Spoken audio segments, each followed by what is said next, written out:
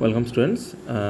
আজকে আমরা এই ভিডিওতে এই প্রুফটা করব μ21 ইকুয়াল টু μ2 বাই μ1। এখন μ21 আমরা খুব ভালো করে জানি, এটাকে বলা হয় রিলেটিভ রিফ্র্যাক্টিভ ইন্ডেক্স। যখন 1 নম্বর মিডিয়াম থেকে 2 নম্বর মিডিয়ামে লাইট যায় তখন এই μ21 হচ্ছে কি 2 নম্বর মিডিয়ামের refractive index with respect to medium 1, সেইটা ইকুয়াল টু μ2 মানে 2 নম্বর মিডিয়ামের অ্যাবসোলিউট রিফ্র্যাক্টিভ ইন্ডেক্স, আর μ1 মানে 1 নম্বর মিডিয়ামের অ্যাবসোলিউট রিফ্র্যাক্টিভ। সেটা আমরা প্রুভ করব।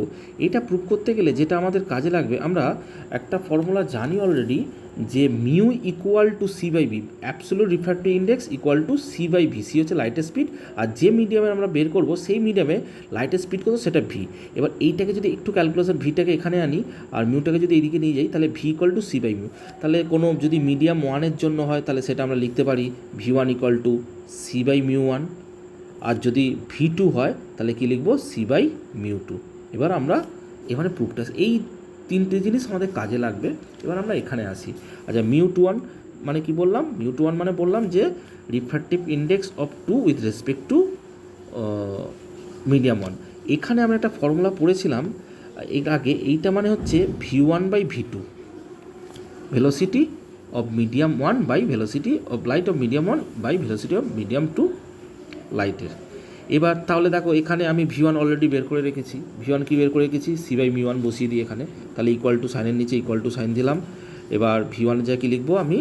এই যে v1 এর জায়গায় লিখবো সি বাই μ1, সি বাই μ1, আর v2 জায়গায় কী লিখবো? C by μ2, C by μ2। ঠিক আছে, সি বাই μ2 লিখলাম। এবার দেখো এইটাকে আমরা সে ম্যাথামেটিক্সের A by B equal to A by B by C by D যদি হয়ে যায় তাহলে সেটা কী লিখবো? সি বাই μ1, এটা রেসিপ্রোকাল হয়ে যায় μ2 বাই সি। এই সি কেটে গেল, সি কেটে গেলে যেটা দাঁড়ালো μ2 বাই μ1। তাহলে আমাদের তো এই দিকটা ছিল μ21 মানে refractive index of 2 with respect to 1 equal to μ2 by μ1 মানে absolute refractive index of 2 by absolute refractive index of medium 1। এইটাই আমাদের খুব সোজা প্রুফ, এটা আমি করে দেখালাম, আশা করছি তোমাদের কাজে লাগবে।